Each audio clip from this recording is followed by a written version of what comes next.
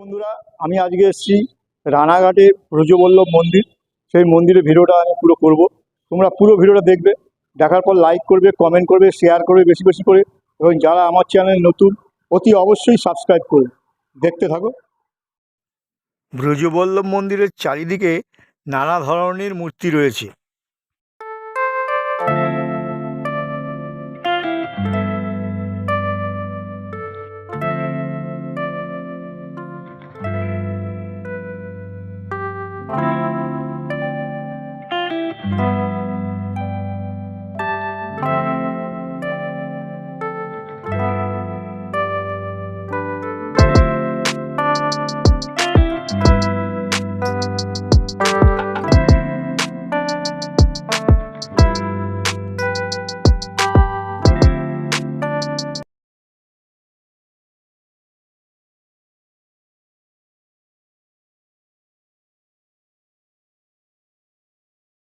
রানাঘাট ষষ্ঠীতলা ব্রজবল্লভ মন্দিরের সম্বন্ধে আপনি যতটুকু জানেন ততটুকুই বলুন।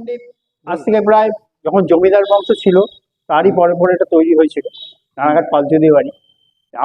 আমার জন্ম থেকেই আমার বয়স 71। আমি প্রায় 71 বছর ধরেই মন্দিরটা দেখেছি। মন্দিরটা আগে প্রথমে একটু সংস্কার হয়েছে এখন, কিন্তু আগে আরো পুজো পাচ্ছে। আমরা যখন ছোটবেলায় দেখেছি তো পুজো টুজো সবকিছু হতো, কীর্তন টীর্তন হতো, বাইরে থেকে নবদ্বীপ থেকে এখান থেকে কীর্তন করতে আসতো, ঠিক আছে। এবং তারা কীর্তনীয়রা খুব নাম করা ছিল। সেটাও আমরা যখন আমরা 6, 7, 8-এ ছিলাম তখন আমরা এটা এখানে দেখেছি। তারপরে মন্দিরটা আস্তে আস্তে আস্তে ধ্বংসের দিকে চলে যায়। তারপরে একটা এখানে ট্রাস্ট তৈরি হয়। সেই ট্রাস্টটা এখন যেটা দেখছেন বর্তমানে যে ট্রাস্টটা দেখছেন, সেই ট্রাস্টের কিছু ধরনের সাহায্যে এগুলো একটু তৈরি হয়েছে, একটু পরিষ্কার হয়েছে মন্দিরটা, ঠিক আছে। আর আমাদের এই পেছনে যে সংস্কারটা দেখছেন এর পেছনে কিছু অর্থকরীয় জোগাড় করা হয়েছে, মিউনিসিপ্যালিটি থেকে হয়তো কিছু দিয়েছে, ঠিক আছে, দিয়ে মন্দিরটা তৈরি হয়েছে। আর এখনো এটা সংস্করণ দরকার আছে প্রচুর। মানে মন্দিরটা যেহেতু খুব পুরনো বাসিন্দারা এর জন্যে অনেকে আসেন, বসেন, অনেক পাড়ার মহিলারা বসেন, বাইরে থেকে আসেন, এসে এখানে কীর্তন টীর্তন হয়, নানা নিজেরা ভজন কীর্তন করেন। আর ব্রজবল্লভ মন্দির একটা নামেই বুঝতে পারছেন তার গুণটা কি আছে। এখানে সবাই এর প্রতি একটা আকৃষ্ট আছে, ঠিক আছে। আর এখানে মহাদেবের একটা পীঠস্থান আছে, মন্দির আছে ভেতরের পাশে, ঠিক আছে, একই বাউন্ডারির মধ্যে। আপনার এখানে কি ভোগ প্রসাদের ব্যবস্থা হয়? হ্যাঁ, ভোগ প্রসাদের হয়। যে কোনো কেউ যদি কিছু আসে এখানে, তখন যদি কিছু ভোগের আয়োজন করতে চায়, তারা যদি ডোনেট করে বিষয়টা যারা, তারা সেটা করে। আর এখানে পুরোহিত মশাই আছে, এখন তিনার আন্ডারে সমস্ত কিছু চলছে, ঠিক আছে। উনি সকালবেলা বিকেলবেলা পুজো এখানে হয়। হ্যাঁ, প্রতি বছর। হ্যাঁ, দোল উৎসবটা এখানে হয়। তাছাড়াও নানান কাজে এই মন্দিরটাকে আমরা পাড়ার ছেলে হিসাবে দেখি, বসি, সবই হয়। সুস্থ পরিবেশ আছে এখানে, ঠিক আছে। এটুকু হচ্ছে মন্দিরের বিচার্য বিষয়। এখন এই সিঁড়ি টিড়িগুলো আগে ছিল না, এখানে ইটারা ছিল বহুত পুরনো, সেটা আমরা 6, 7-এ দেখেছিলাম। সেইটাকে একটুখানি ঠিকঠাক করে আসলে এটাকে আরেকটু অল্টারেশন করে একটু ভালো করা হয়েছে মন্দিরটা, এটা আমরা দেখতে পেয়েছি চোখে, ঠিক আছে। আপনার নামটা কি? আমার নাম সৌতীন্দ্রনাথ দাস। সৌতীন্দ্রনাথ দাস। হ্যাঁ। আমরা এখন শুনলাম সৌতীন্দ্রনাথ দাসের কথা।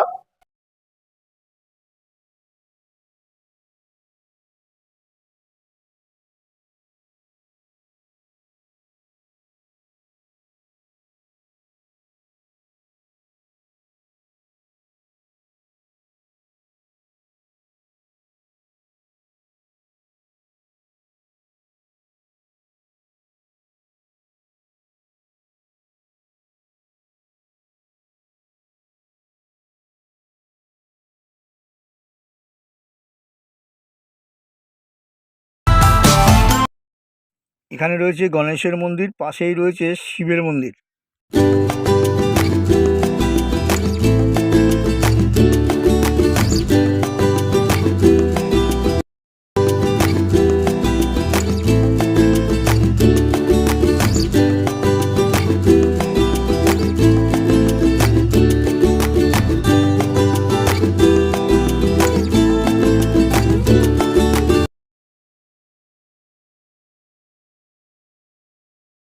মন্দিরের চারিদিকে রয়েছে বিগ্রহের মূর্তি।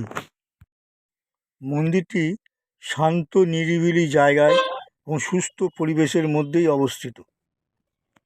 এখানে সকাল বিকাল দুবেলায় ব্রাহ্মণ দিয়ে পুজো হয়। এই মন্দিরে ভোগ প্রসাদের ব্যবস্থা আছে।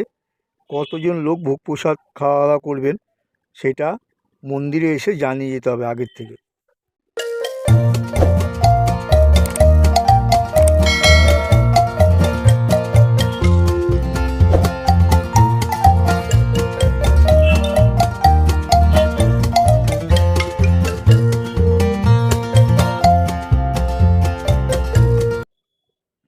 আপনাদের যদি আমার এই ভিডিওটা ভালো লাগে আপনারা লাইক করবেন, কমেন্ট করবেন, শেয়ার করবেন বেশি বেশি করে। যারা আমার চ্যানেল নতুন অতি অবশ্যই সাবস্ক্রাইব করবেন। নমস্কার।